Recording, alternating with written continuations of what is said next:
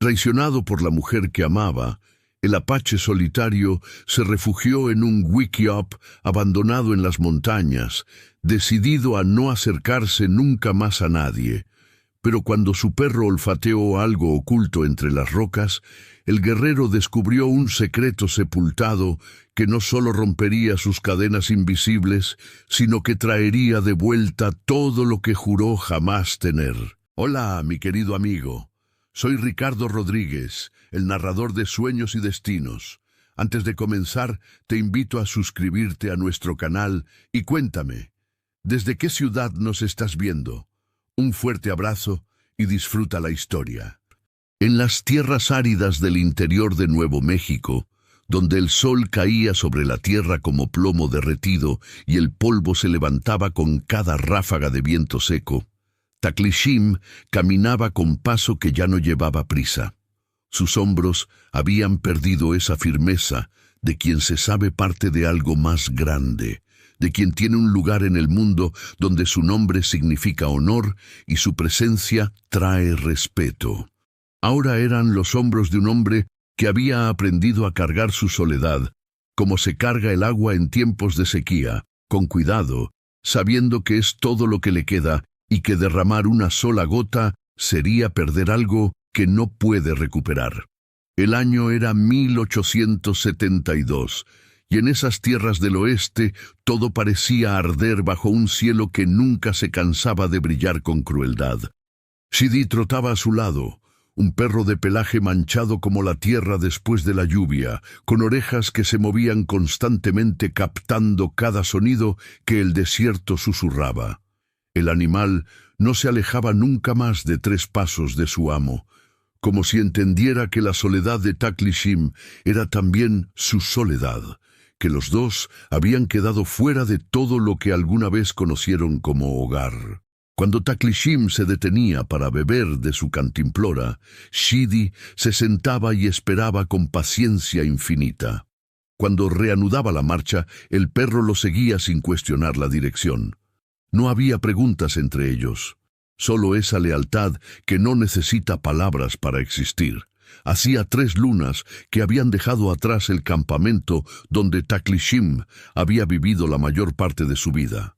3 lunas desde que había empacado sus pocas pertenencias en un hatillo de cuero gastado y había partido sin mirar atrás, porque mirar atrás solo habría significado ver las caras de quienes le habían advertido. Los ancianos se lo habían dicho con voces que sonaban como piedras rodando cuesta abajo, pesadas e inevitables. No tomes a una mujer blanca, le habían repetido más de una vez mientras fumaban sus pipas junto al fuego. Su mundo no es el nuestro. Su sangre no entiende nuestra tierra, no escucha lo que el viento dice. Pero el corazón no escucha advertencias cuando encuentra algo que cree necesitar. Clara Mae había llegado al campamento herida, no solo en el cuerpo, sino en algo más profundo, en esa parte del alma donde vive el sentido de pertenencia. Era hija ilegítima de un juez respetado, Abraham Mae, un hombre que había construido su reputación sobre la idea de la pureza y el orden, y que no podía soportar que su propia hija llevara sangre mezclada en las venas. La había echado de su casa cuando tenía apenas 16 años, y desde entonces Clara había vagado de pueblo en pueblo buscando un lugar donde pudiera simplemente existir sin que la miraran como si fuera algo sucio que necesita ser limpiado. Cuando llegó al campamento apache, Taclishim vio en sus ojos verdes algo que reconoció de inmediato: el dolor de no tener hogar, la soledad de quien ha sido rechazado por los suyos. Él le había enseñado a caminar por el desierto sin dejar rastro que pudiera seguirse, a leer las señales del cielo que anuncian lluvia o sequía, a escuchar lo que el viento trae en su espalda. Le había mostrado qué plantas podían comerse y cuáles solo traían dolor de vientre, cómo encontrar agua donde no parecía haber nada más que rocas secas. Durante meses habían compartido el mismo techo de ramas y cuero, la misma comida escasa, el mismo silencio que a veces dice más que cualquier conversación. Y cuando finalmente se habían unido, cuando Clara había aceptado vivir con él como esposa a la manera apache, Taklishim había creído que habían vencido las advertencias de los ancianos, que el amor era más fuerte que todas esas voces que decían que no funcionaría. Pero una mañana Clara simplemente no estaba. Sus cosas habían desaparecido, la manta donde dormía estaba fría, y solo quedaba el espacio vacío que su cuerpo había ocupado junto al suyo. Taklishim había buscado rastros con el corazón latiendo como tambor de guerra, pero ella se había ido con cuidado, como alguien que sabe cómo moverse sin ser visto. Un comerciante que pasó días después le confirmó lo que Taklishim ya sospechaba. La había visto en el pueblo de Esperanza, del brazo de Merrill Withers, un hombre de tierras amplias y bolsillos profundos, un hombre que podía darle lo que un apache nunca podría: respetabilidad, seguridad, un lugar en el mundo de los blancos. El orgullo de Taklishim se había roto como cerámica contra piedra. No era tanto la pérdida de Clara lo que lo había expulsado del campamento, aunque eso dolía de maneras que no tenía palabras para describir. Era la vergüenza de haber creído que podía construir un puente donde solo había abismo.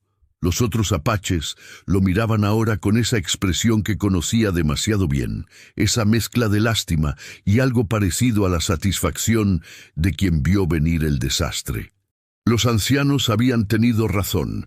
Él había sido el necio. Por eso ahora caminaba hacia ninguna parte, buscando un lugar donde no tuviera que ver rostros conocidos ni escuchar silencios cargados de juicio. El sol ya inclinaba su cara hacia el oeste, pintando el cielo de colores que en otro momento habría encontrado hermosos cuando divisó la colina. No era grande, apenas un montículo cubierto de artemisa y cactus, pero en su ladera sur distinguió la forma inconfundible de una wickiup. Era una estructura vieja, construida hacía años tal vez, con ramas entretejidas y tierra apisonada. Se acercó con la cautela que toda su vida le había enseñado. Cuando estuvo cerca, pudo ver que la wickiup estaba vacía. El techo de ramas y tierra seguía intacto, y la entrada, aunque estrecha, invitaba a refugio. Taklishim dejó caer su hatillo junto a la entrada y se dispuso a explorar el interior. La luz del atardecer apenas penetraba en el espacio oscuro, pero sus ojos se ajustaron rápido. El espacio era pequeño, apenas suficiente para que un hombre se acostara con las piernas estiradas, pero estaba seco y protegido, perfecto para lo que necesitaba. Fue entonces cuando Shidi comenzó a comportarse extraño. El perro, que normalmente esperaba órdenes con paciencia casi sobrenatural, se había adelantado y ahora rascaba el suelo con las patas delanteras, lanzando tierra y heno seco hacia atrás con movimientos frenéticos que hacían que todo su cuerpo temblara. Sus orejas estaban pegadas al cráneo en esa postura que significa alerta o miedo, y de su garganta salían gruñidos bajos y urgentes que Taklishim nunca antes había escuchado. «Shidi, quieto», dijo acercándose, pero el animal no obedeció, cosa que tampoco era normal en él. Siguió cavando como si su vida dependiera de ello, como si debajo de esa tierra hubiera algo que necesitaba ser encontrado ahora mismo, sin demora. Taklishim se arrodilló junto a Shidi y apartó al animal con suavidad, pero con firmeza. «Déjame ver qué encontraste». Con las manos, ásperas y curtidas por años de trabajo y sol, comenzó a retirar las capas de material acumulado. Heno viejo que se deshacía entre sus dedos, ramas secas que crujían al romperse, una manta raída que alguna vez había sido de color azul, pero que ahora era apenas un trapo gris. Y entonces sus dedos tocaron algo tibio, algo que se movió ligeramente bajo su contacto como un animal pequeño tratando de esconderse más profundo. El corazón de Taklishim se detuvo por un segundo que pareció eterno. Apartó el resto del material con cuidado porque no sabía qué esperar y no quería dañar lo que fuera que estuviera ahí. y lo que encontró lo dejó sin aliento. Era una niña de tal vez 4 o 5 años, acostada de lado, con los ojos cerrados y la respiración tan débil que apenas movía el pecho. Su piel era del color de la tierra después de la lluvia, ni blanca ni oscura, sino algo intermedio. Tenía el cabello negro y enmarañado, y sus labios estaban agrietados por la sed. Vestía ropa andrajosa, demasiado grande para su cuerpo flaco, y sus brazos parecían ramitas secas que podrían quebrarse con solo tocarlas. Taklishim la levantó con cuidado, sintiendo lo ligera que era, como si sus huesos fueran de pájaro. La niña no despertó. Su cabeza cayó contra el hombro de él, inerte. Por un momento terrible, Taklishim pensó que había llegado demasiado tarde, que la criatura ya estaba muerta. Pero entonces sintió el pulso débil en su cuello, como el aleteo de una mariposa atrapada. La sacó de la wickiup y la recostó sobre su manta extendida en el suelo. Shidi se acercó y olisqueó a la niña con suavidad, lamiendo su mejilla una vez antes de sentarse a vigilar. Taklishim corrió a buscar su cantimplora y mojó un trapo con agua. Con cuidado, presionó el trapo húmedo contra los labios de la niña. «Vamos», murmuró en apache. «Bebe». Al principio no hubo respuesta. Pero entonces, lentamente, los labios de la niña se movieron. Su lengua tocó el agua. Un gemido débil escapó de su garganta y sus ojos, oscuros como la noche sin luna, se entreabrieron. Miraron a Taklishim sin entender, llenos de confusión y miedo. «Tranquila», dijo él en español, porque algo en los rasgos de la niña le decía que no era apache pura. «No voy a hacerte daño». La niña intentó hablar, pero solo salió un sonido áspero, como papel rasgándose. Taklishim le dio más agua, gota a gota, hasta que pudo tragar sin toser. Cuando estuvo seguro de que podría retener líquidos, preparó un caldo simple con los pocos ingredientes que llevaba: carne seca desmenuzada, algunas raíces que había recogido en el camino, agua calentada sobre un fuego pequeño que construyó con ramas secas. Mientras el caldo hervía, Taklishim examinó a la niña más de cerca. Lo que llamó su atención fue el medallón de plata vieja que colgaba de su cuello, atado con un cordón de cuero. Lo levantó con cuidado y vio las iniciales grabadas en el metal gastado. CM. El estómago de Taklishim se contrajo. Clara Mae. Esas eran las iniciales de Clara Mae. Con manos que de repente temblaban sin que pudiera controlarlas, buscó en los pliegues de la ropa de la niña y encontró lo que temía. Un trozo de tela doblado, amarillo por el tiempo, con letras torpes escritas en tinta descolorida. La desdobló y leyó. Se llama Lucia. Perdóname. Clara Mae. Taklishim se quedó inmóvil, mirando las palabras como si fueran serpientes vivas. Lucia. Esta niña se llamaba Lucía, y Clara la había dejado aquí. Las preguntas se amontonaban en su mente como piedras en un río. ¿Por qué? ¿Cuánto tiempo llevaba escondida en esta wickiup? ¿Por qué Clara la había abandonado en un lugar donde nadie vendría? Lo que más lo atormentaba era una certeza que crecía en su pecho. Esta niña era hija de Clara. Tenía que serlo. ¿Por qué más llevaría su medallón? ¿Por qué más habría una nota con su nombre? Cuando el caldo estuvo listo, Taklishim ayudó a Lucía a sentarse apoyada contra su brazo. La niña apenas podía mantener los ojos abiertos, pero cuando él acercó la taza de madera a sus labios, bebió con la desesperación de alguien que no ha comido en días. El líquido caliente pareció darle algo de vida. Un poco de color volvió a sus mejillas. «¿Cuánto tiempo llevas aquí?», le preguntó en español. La niña lo miró sin responder. Tal vez no entendía, o tal vez estaba demasiado débil.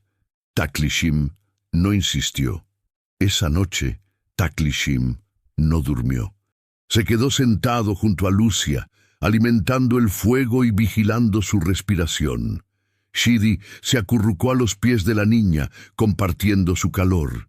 Y en el silencio de esa colina perdida, bajo un cielo lleno de estrellas, Taklishim sintió que su vida acababa de cambiar otra vez.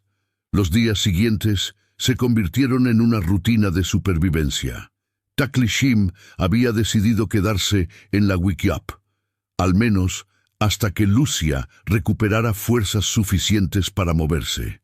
No podía simplemente abandonarla, no después de encontrarla medio muerta, no después de leer el nombre de Clara en ese trozo de tela amarillento. Cada mañana, Taklishim salía a cazar o recolectar. Shidi lo acompañaba y juntos traían conejos, lagartijas, raíces comestibles y bayas silvestres. Lucia comía poco al principio, apenas unas cucharadas de caldo o unos bocados de carne asada, pero con cada día que pasaba, su apetito crecía.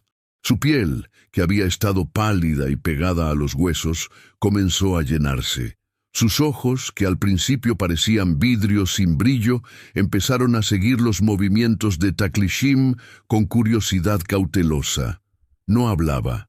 Eso era lo que más inquietaba a Taklishim. Lucia no decía ni una palabra. Cuando él le preguntaba algo, ella solo lo miraba con esos ojos oscuros y profundos, como pozos sin fondo. A veces asentía o negaba con la cabeza, pero nunca abría la boca para formar palabras. Taklishim se preguntaba si el trauma de estar escondida y hambrienta durante tanto tiempo le había robado la voz.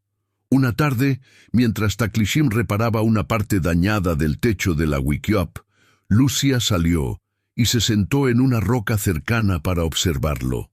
Llevaba puesta una de las camisas viejas de Taklishim, que le quedaba tan grande que parecía un vestido.